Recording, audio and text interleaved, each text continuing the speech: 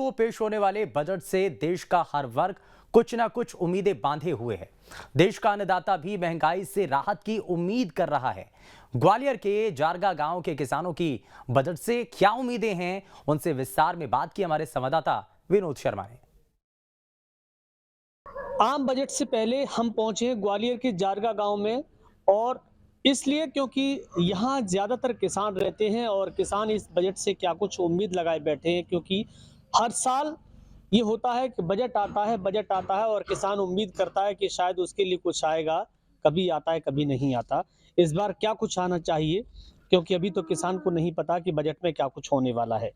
अब मैं जारगा गांव में इस समय पहुंचने के बाद जब लोगों से मिला तो सबका यही कहना था कि हर बार उम्मीद करते हैं लेकिन कुछ वैसा मिल नहीं पाता। अब मैं आपसे ये जानना चाह रहा हूं कि अब बजट जो आ रहा है, बजट में हर वर्ग की बात सरकार करती है।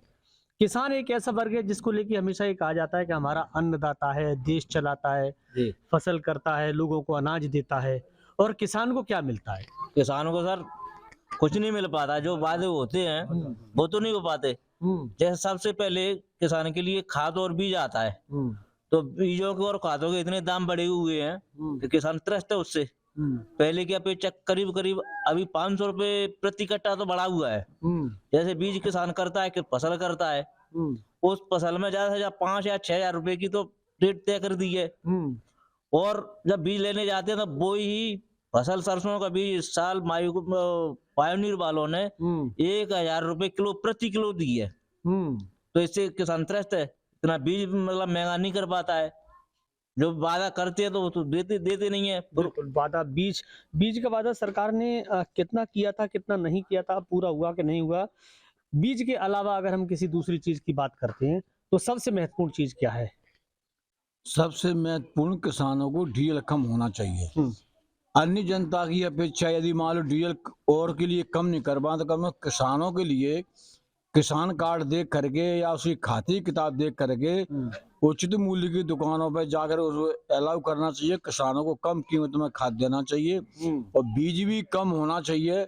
जब किसान बीज लेता है तो 5-5, 6-6 हजार रुपए का कुंडल मिलता है, बेचता है तो 2200 रुपए का जाता है। सरसों भी लेता है तो वो भी 100 रुपए की छोटी थैलियां मिलती है, नहीं 1000 रुपए की थैलियां मिलती है। उस टाइम पे क्या है वो नहीं हो पाता है किसानों को, तो किसान को बेचना पड़ता है। सिर्फ उसके जीवन का उपार्जन नहीं हो पाता है। बच्चे पढ़ लिख नहीं पाते हैं, न साल भर के लिए उसमें अनाज भी खाना, अपने बच्चों को पालना भी मुश्किल हो जाता है। बहुत मुश्किल होता है साल भर के लिए, क्योंकि किसान के लिए फसल ही सबसे बड़ी उम्मीद होती है। दादा, मैं आपसे ये जानना चाह रहा हूँ कि बात तो होती है कि किसान देश का अन्नदाता है। आप लोग अन्न उगाते हैं, खेतों में मेहनत करते हैं, पसीना बहाते हैं, और महंगाई लगातार बढ़ती जा रही है।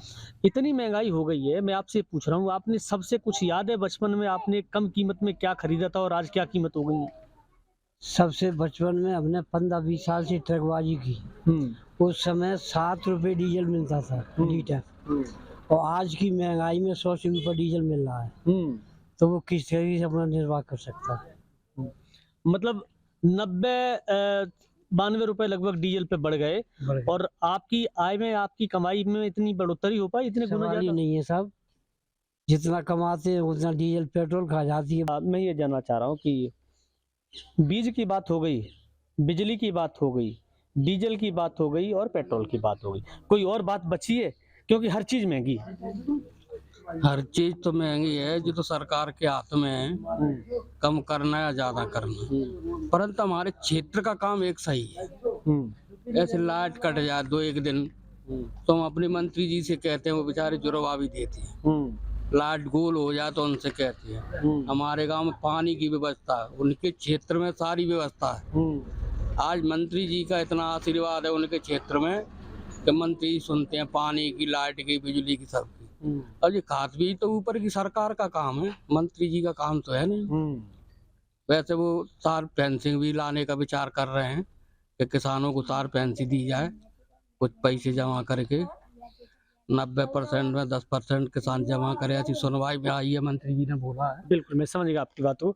मैं इधर भी 2 लोग बैठे हैं, उनसे भी बात कर लेता हूँ। मैं आपसे ये जानना चाह रहा हूँ कि जिस तरह से नील गाय फसलों का नुकसान करती हैं, गाय आ जाती फसलों का नुकसान करती हैं, गौशाला बनाने की तो पहले बात हुई थी, कमलनाथ की सरकार बनी थी, तो वो गौशाला यहाँ बन पाई कि नहीं बन नहीं पाई? बन पाई सर, हमारे यहाँ नहीं बनी। हम्म, नहीं, बता रहे थे कि आ रही है, पर हमारे यहाँ नहीं बनी, हम्म, आई ही नहीं है सर। लेकिन गायों का तो बहुत अत्याचार है सर, खेतों में आ गई तो सत्यानाश हो जाता है। हम्म, जिस खेत में पड़ेगी उसमें तो जो सो खेल खत्म होगा। रात को भी जाते हैं, पर सब कब तक जाएंगे, 1 दिन 2 दिन, फिर भी खा जाती हैं वो तो। अच्छा, अस्पताल और शिक्षा की बात करें तो गांव में कुछ इंतजाम है? स्कूल है ना यहाँ पे, वो पढ़ाई लिखाई नहीं है स्कूलों में, कोई शिक्षा अधिकारी भी नहीं आते हैं यहाँ, और न कोई स्वास्थ्य विभाग वाले आते हैं यहाँ पे। यहाँ तो खुद निजी का पैसा मुरार खर्च करो और बच्चों का इलाज करो। बिल्कुल, देखिए अगर गांव में आएंगे और गांव में आकर ये देखेंगे कि समस्याएं कितने प्रकार की होती हैं, तो आपको समस्या देखने को मिल जाएगी। क्योंकि यहाँ अगर किसी प्रकार की किसानों को कोई राहत मिलती है तो बहुत ज़्यादा लंबे समय तक नहीं चलती है। बिजली हो, सड़क हो, शिक्षा हो, हर जगह लापरवाही नज़र आती है। लेकिन किसान की मूल समस्या है महंगाई, क्योंकि महंगाई पे अगर कंट्रोल कर लिया जाए तो किसान को थोड़ी सी राहत मिलेगी और उसकी फसल का दाम जो उसे नहीं बच पाता वो बचने लगेगा। अब सोचिए सरकार को ही करना है ये सब, क्योंकि आम बजट आने वाला है। Vinod Sharma, news state, Gwalior.